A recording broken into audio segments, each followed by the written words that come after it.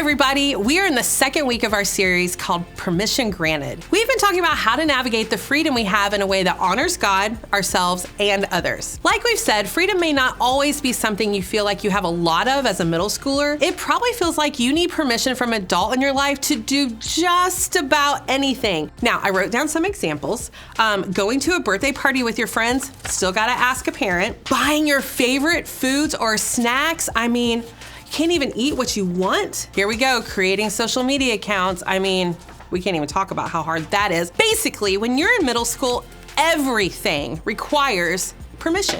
Listen, I can understand how frustrating all of these things can be, but have you ever considered there might be a reason for all the boundaries that we have on our freedom? Trust me when I tell you that I learned that lesson the hard way. See, my bestie in middle school, her name was Dee, and I wanted to spend the night at her house, and my parents said, sure.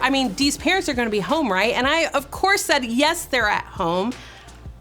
And maybe you don't know this, but when you grow up in a small town, all the parents talk. So it did not take long for my mom to find out that Dee's parents were in fact not home for our sleepover. Friends, I have to tell you, I was grounded for months. But isn't that how life works sometimes? We all love the idea of freedom. We all want to do what we want, when we want, and how we want. But when we finally get the freedom to do just that, it feels great. Until it doesn't. Maybe you stayed up way too late, binging your favorite show, and the next day you were so exhausted you failed a big test. Or maybe you ignored your coach's instructions to practice that new skill, and eventually you found yourself riding the bench instead of starting in the game. Maybe you scrolled YouTube shorts all night instead of finishing your chores, and your parents took your phone away. Having freedom is great and all, but sometimes we use it in ways that lead to consequences that we didn't expect and regrets that we didn't want.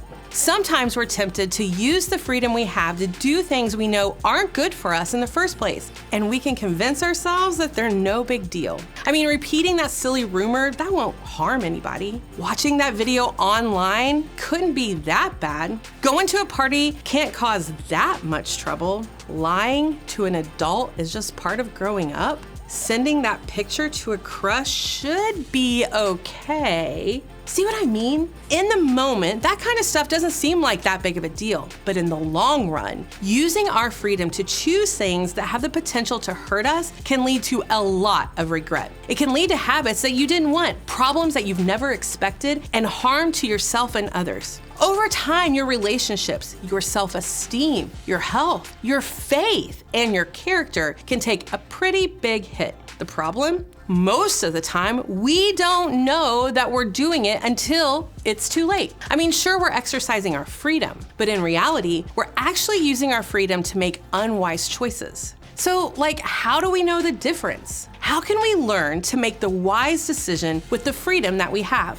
Here's the good news. We aren't alone in this struggle. Humans have been trying to figure this out from the beginning of time. And y'all, literally. In Genesis, the very first book of the Bible, we see this play out in a very big way. You might remember that Genesis literally means beginnings. And in Genesis, we see how the ancient Israelites understood the way God created and worked at the very start of the universe. It's like our origin story. We read in Genesis about Adam and Eve, the first humans God created. They lived in a close relationship with God in the Garden of Eden. They had freedom to cultivate the garden and the permission to eat almost anything that grew there. But there was one rule. God told them that they couldn't eat the fruit from the tree of knowledge of good and evil. But it was only one rule. Just stay away from that one tree. Don't eat it. It's just one fruit. Easy peasy. What could go wrong?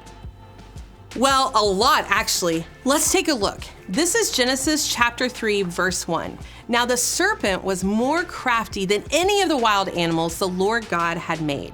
He said to the woman, "Did God really say you must not eat from any tree in the garden?" Did you see how fast that happened? With one simple question, the serpent planted seeds of doubt in Eve's mind when it came to freedom and wise choices. Okay, here's what happened next. The woman said to the serpent, "We may eat fruit from the trees in the garden, but God did say, you must not eat the fruit from the tree that is in the middle of the garden, and you must not touch it or you will die." Eve explained that while they did have freedom, they also had boundaries. In other words, like we said, they had to be responsible with their freedom. But of course, the serpent didn't give up that easily. "You will not certainly die," the serpent said to the woman, "for God knows that when you eat from it, your eyes will be opened and you will be like God, knowing good and evil." When his first attempt didn't work, the serpent came back with a stronger punch. He basically said to Eve, maybe God's keeping something from you. Maybe there's more ways to use all this freedom than you think. Look, it may be easy for us to judge Eve here, but I think if we're honest, every one of us has been tempted to think the same way a time or two. We all know what it feels like to wonder if using our freedom the way God intended really is what's best for us. Now, you may know where the story goes from here, but let's keep reading. "When the woman saw that the fruit of the tree was good for food and pleasing to the eye, and also desirable for gaining wisdom, she took some and ate it. She also gave some to her husband who was with her, and he ate it." In that moment, Adam and Eve probably thought they were just exercising their freedom. They may have thought, hey, we're just making our own choices. This is what freedom looks like. But what they didn't realize was that not all the choices lead to real, lasting freedom. So what happened? Well, it seems like it didn't take long for things to change. Adam and Eve started to feel regret and embarrassment over their choice. Instead of staying close to God like they always had been, they hid from God. Their choice broke that close relationship with God, not just for them, but for all the humans to come after them, including us. But here's the thing, before their unwise decision, Adam and Eve had real freedom. They walked with God in the garden, fully known and fully loved. They had peace, joy, and purpose. They were living out God's best for their lives. Then they made a decision to do something with that freedom that wasn't good for them. Eating the fruit didn't make life better. In fact, it made life much more difficult for everyone.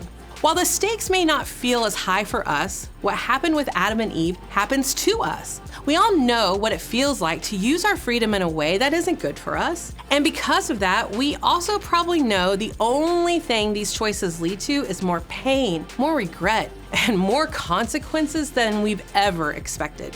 Now, you may be thinking, I've done some things I knew weren't good for me, but nothing really bad happened, so what's the big deal? Well, believe me when I tell you, the consequences are there. Even if you don't experience them right away, over time, the choices you make impact your life in one way or another. So here's what I want you to remember today. If it isn't good for you, it isn't freedom. The Apostle Paul, a teacher in the early church, understood this. In the New Testament, he wrote, "I have the right to do anything you say, but not everything is beneficial.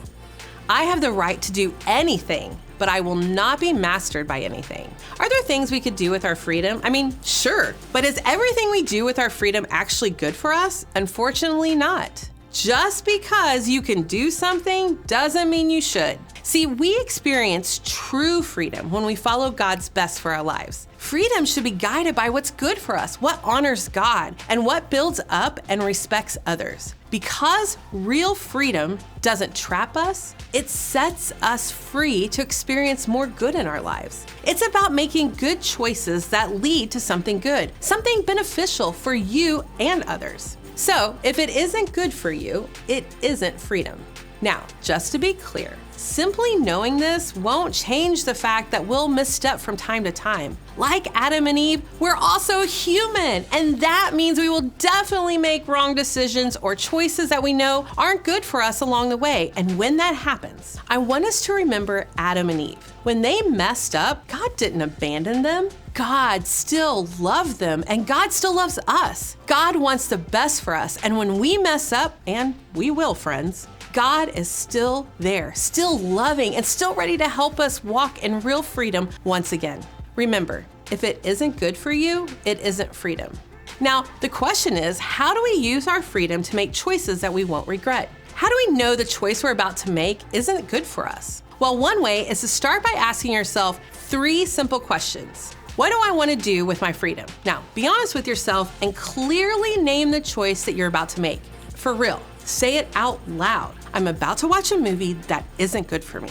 It might make you think deeper when you say it out loud, and it will definitely change the way you make choices about your freedom. All right, here's the second one. Why do I want that? Again, this is gonna require you to be really honest with yourself. Like, why do you really want what you think you want? For popularity? For relief? Because of curiosity? Because someone else told you it would help? Say it out loud, write it down. Checking the reasons you have for the choice you're about to make is a skill you can take with you as you grow up. And the last one, what good can come from this? Try to play it out in your mind. If you make that choice, what good can come from it? How will it benefit your life? And not just for now, but over time. Will using your freedom this way really and truly lead to God's best? Pray to God and ask God to help you make the wise choice with your freedom.